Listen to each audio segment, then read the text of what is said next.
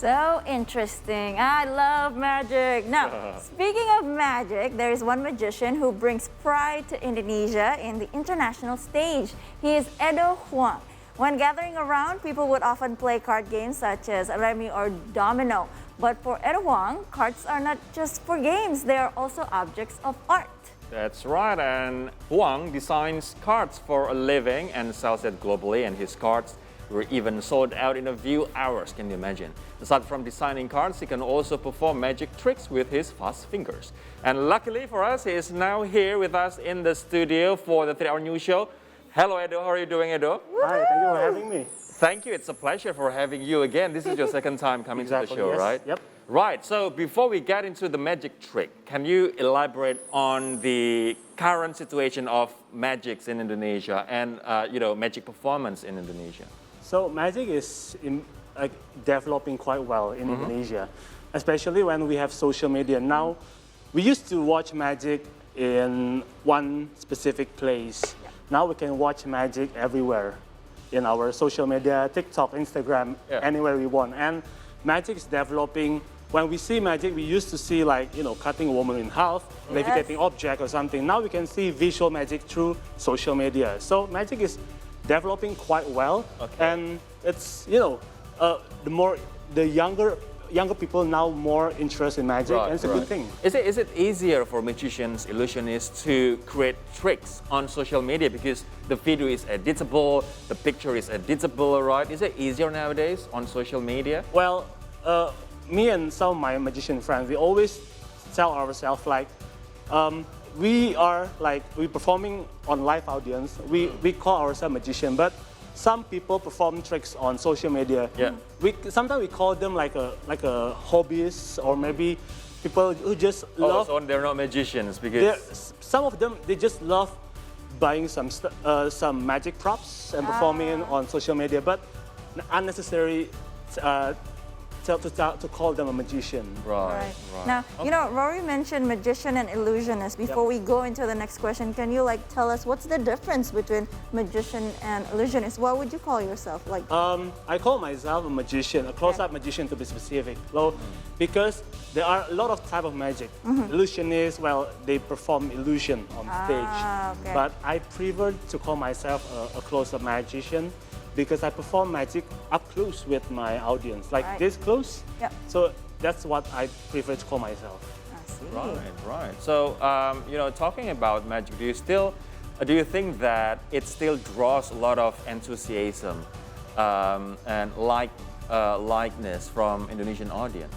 Well, like I said before, I think the audience is separated too. People who really love magic, as in a theatrical show, and people who like to see magic through our social medias. There are some people who love to see magic show in live audience because it looks like they're enjoying a Broadway show. So the whole package, not just the magic, but the audio, actor, the audience. visual. Yes, exactly. And then there are also another audience who like to see visual stuff. Yeah. Like when we see on social media, everything is visual, eye candy, fast, and it just happens in split second, because magic is all about catch people's attention fast. And social media provide that. Wow. Right? All right, so now let's talk more about you. Right. Can you tell the viewers, how did you get into magic, and were you influenced by magicians? Oh, I'm pretty sure you were influenced by magicians. Exactly, yeah. Who were they? So the earliest memory that I can recall is, I remember my grandfather gave me a magic pop-up book. As a kid, opening every page that we can play around with the illusion and with the small props, it catch my attention. And then the story disappear until high school. I pick up a lot of hobbies, and then magic is one of them. Magic is always come back to me. Yeah. Suddenly I just how about do magic? I think it's quite interesting. And I guess thanks to magic, I can now start to performing in front of people, because I used to be a very introvert person. I'm a shy guy. I cannot speak in front of people, especially strangers. And magic trained me to be able to perform to strangers, to random audience, to a group of people. And speaking about the inspiration, locally Damien and Deddy Corbusier is like the big influence for me. But see. if we are a kid living in the 90s, Copperfield, Yes. and David Blaine is probably like the main inspiration. Right, right. So before the era of social media, though, I think all industry that are related to TV or media, it was so centralized, right? We only knew names like Damian, Romy Raphael, and Deddy Corbusier back then when things were dominated by TV. Right. But now it's more decentralized. Right. Everyone can be a star on their own terms through social media, right? But what I'm asking is, when now the screen and also the stage is decentralized, can you actually make a living by being a magician? Well, like I said, if we right now we build our own audience. We have our own fans. We have our own audience. We create like a small community for each magician. Well, some of them might not be able to make a living because they doesn't see the the future of what they're doing. But some of them that knows how to take their magic too, they can make a living doing magic. Just Like yourself. like myself, one Yeah. day, and what we have to try to become like more unique because now we have like not just 100 but 1,000 of magicians Sure. online and offline, and we have to be unique, Yeah. to be like to be different from others. So that's the thing that we need to work out. Yeah, how to make yourself stand out. Right. Yeah. Right. All right, so how many magic disciplines are there and which one do you like the most? Well, I like close-up magic. There are a lot like stage magic, mentalism, but for me, close-up magic it's very personal because I can perform in front of the audience very close.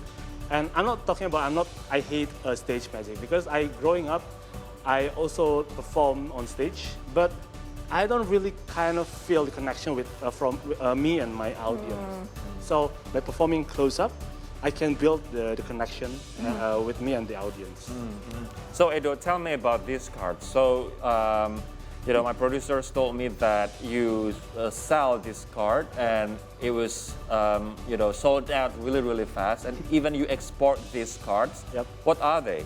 So when I growing up doing magic, I collect playing cards. Well, one of the magician props is a playing card, other than coins, other than big rings and everything. Yeah. And then I just have in my head like, I wish one day I can design my own playing card, not just buying cards over and over again. This one is interesting.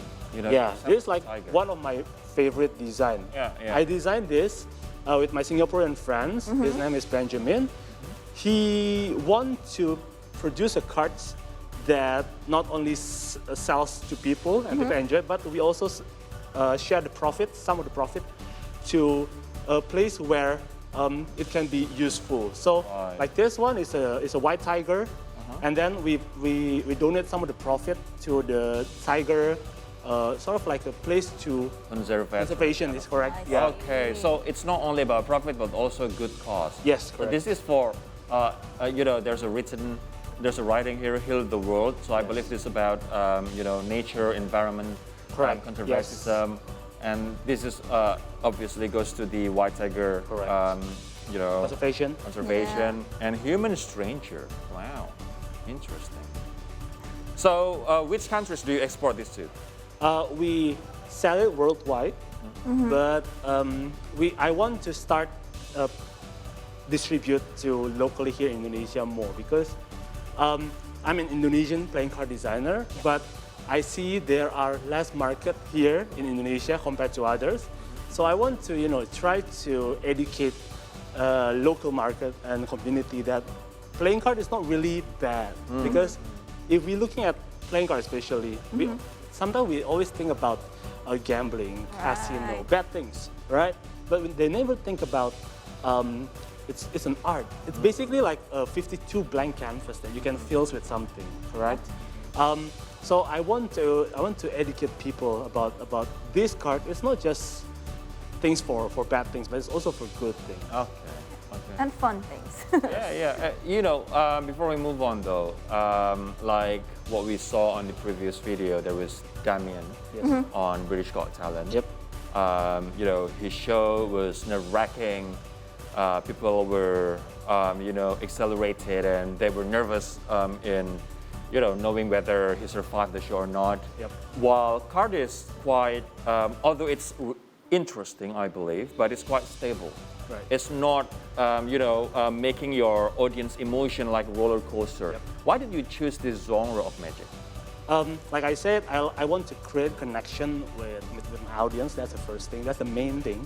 And secondly, later I'm going to show you something that you probably will, questioning for the rest of the day. Because the challenge about card magic is not just a card tricks. Yeah. Everyone can learn card tricks, but not everyone can share you or tell you a story. That's right. Not everyone can become a storyteller and do a proper showmanship. Wow. So that's a challenge for us who doing magic. Okay. All right, well, you know what? I can't wait for him to perform. All right, so don't go anywhere. We're going to continue later. See, the stories will continue after the break with magician Edo Huang. Don't go anywhere.